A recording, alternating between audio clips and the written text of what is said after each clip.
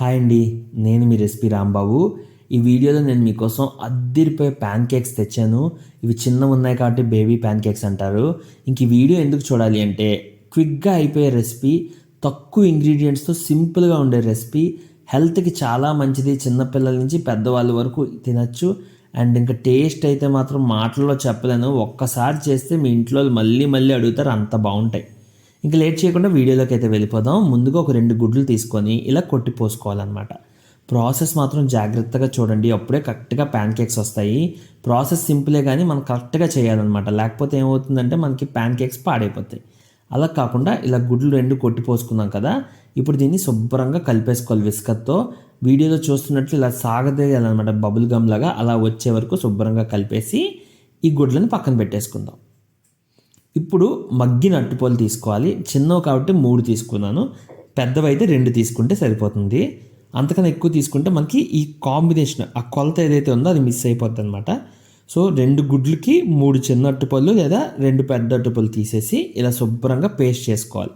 Fork ఉంటే ఫోర్క్తో, smash ఉంటే స్మాషర్తో, ఏది ఉంటే అది ఇలా పేస్ట్ చేసేసుకొని ఇప్పుడు ఇంకో బౌల్ తీసుకొని ఇందులో మనం కొట్టిపోసుకున్నాం కదా గుడ్లు, ఆ 2 గుడ్లు ఇక్కడ వేసేసి దాంట్లో అరటిపండు కూడా వేయాలి. అయితే ప్యాన్ కేక్స్ చేసేటప్పుడు 2 ఛాలెంజెస్, అంటే 2 కంప్లైంట్స్ లాంటివి ఉంటాయండి జనాల దగ్గర.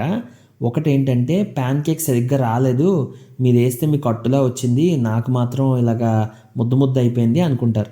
అలా కాకూడదు అనుకుంటే ఇక్కడ నేను ట్రిక్ చెప్తాను, అది జాగ్రత్తగా చూడండి. ఇప్పుడు అరటిపండు అయితే మనం వేస్తాం కదా గుడ్లో, దీన్ని ఒకసారి మామూలుగా గరిటతోనో లేకపోతే స్పాటులా ఏది ఉంటే దాంతో ఇలా కలిపేసుకున్న తర్వాత 1 నిమిషం పాటు ఇలా కలిపిన తర్వాత మనం ఒక విస్కర్ తీసుకొని మళ్ళీ ఇంకో నిమిషం పాటు కలపాలి.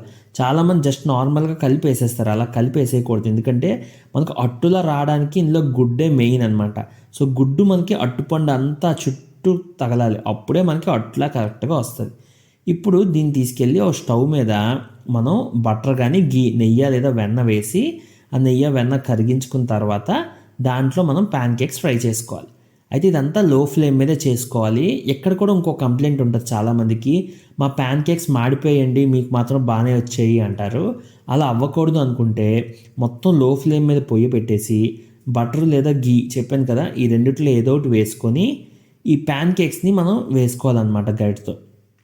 అయితే వేసిన తర్వాత వాటిని కదపకూడదు, వేసేసి 1 నిమిషం పాటు అలా వదిలేయాలి. అప్పుడు ఒక సైడ్ మనకి లైట్గా మారుతుంది. అలా 1 నిమిషం అయిన తర్వాత జాగ్రత్తగా తిప్పుకొని రెండో వైపు ఒక 30 సెకండ్స్ వరకు ఫ్రై చేస్తే చాలన్నమాట. గుర్తుపెట్టుకోండి, ఫస్ట్ సైడు 1 నిమిషం పాటు చేయాలి, రెండో సైడు 30 సెకండ్ల వరకు చేయాలి. ఇదంతా లో ఫ్లేమ్ మీద చేయాలి అండ్ జాగ్రత్తగా ఇలా తిప్పుకోవాలన్నమాట. అప్పుడే మనకి కరెక్ట్గా వస్తాయి ప్యాన్ కేక్స్.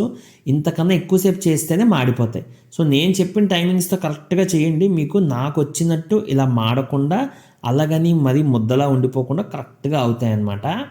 ఇప్పుడు ఇలా అన్ని ప్యాన్ కేక్స్ వేసేసి ఓ ప్లేట్లో పెట్టేసుకొని దాంట్లో హనీ వేసుకున్నా పర్లేదు, వేసుకోకపోయినా మనం అరటిపండు వేసాం కాబట్టి తీయగా ఉంటుంది అండ్ చాలా హెల్తీ. ఎటువంటి ఆయిల్ లేకుండా, ఏ సాల్ట్ షుగర్ ఏవి లేకుండా చేసాం కదా, చిన్నపిల్లల నుంచి పెద్దవాళ్ళ దాకా అందరూ తినచ్చు. సో తప్పకుండా చూసి ట్రై చేసి మీకు నచ్చితే మాత్రం కామెంట్ చేసి ఎలా వచ్చిందో చెప్పండి. అలాగే ఛానల్కి సబ్స్క్రైబ్ చేసి నన్ను కొంచెం సపోర్ట్ చేయండి ఫ్రెండ్స్.